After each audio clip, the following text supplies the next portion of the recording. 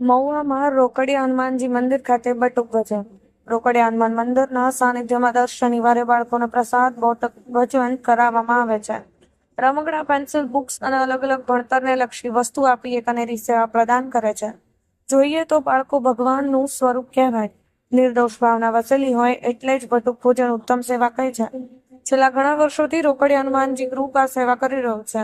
આજે રવિવારના દિવસે નિસ્વાર્થ ભાવથી રોકડિયા હનુમાનજી મંદિરમાં પૂજન કરતા તેવા સ્વર્ગસ્થ ભીખુ દાદાની તપોભૂમિ રોકડિયા દાદાની સેવા કરી એટલે રોકડિયા હનુમાનજી મંદિર પરિવાર તરફથી ભીખા દાદાના સ્મરણાર્થે રોકડિયા હનુમાનજી પરિવાર ગ્રુપના સભ્યો દ્વારા ભેગા મળી આજે પાન, બીડું, ગુલકંદવાળું તથા મિષ્ટાન, બાસુંદી, પૂરી, બિસ્કિટ, મસાલા ભૂંગળા સાથે 1500 બાળકોને પ્રસાદ આપી રાજી કરી એમના આત્માને શાંતિની પ્રાર્થના કરી હતી. હરેશ ચાવડા, સમય 24 ન્યૂઝ, મહુવા. જય શ્રી રામ.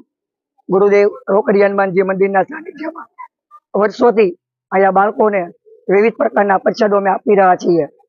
આજે ભીખા દાદા જે મંદિરમાં વર્ષોથી અહીંયા આરતી ઉતારતા હતા, એમને આત્માને શાંતિ માટે આજે રોકડિયા હનુમાનજી સમસ્ત પરિવાર તરફથી આજે બાળકો માટે બટુક ભોજનનું અમે વિતરણ કરીએ છીએ.